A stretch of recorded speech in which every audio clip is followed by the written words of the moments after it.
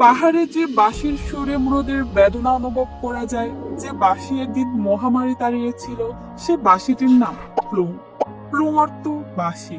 রাতে জ্যোৎস্না হলো যখন জুম করে ইঁচড়ে পড়বে, তখন মৃদের প্লুম বাঁশি বাজাতে বেশ ভালো লাগে। নানা রকম পাহাড়ি লতা পেঁচিয়ে সুর তুলতে ওস্তাদ মৃরা। ছোট থেকে বড় বাঁশিগুলো এমন ভাবে বানানো হয় যাতে ছোট বড় সবাই একসঙ্গে বাজাতে পারে। বাঁশকে মৃরা বলে খাও, বাঁশের বাঁশিকে পুই।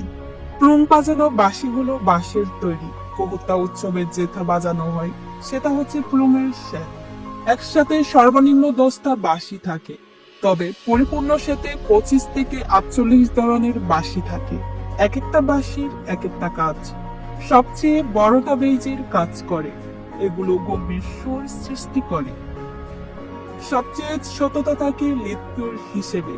বিভিন্ন উৎসবে এবং বাঁশির সুরের তালে ও ছন্দে রাতভর আনন্দে মাতেন তারা।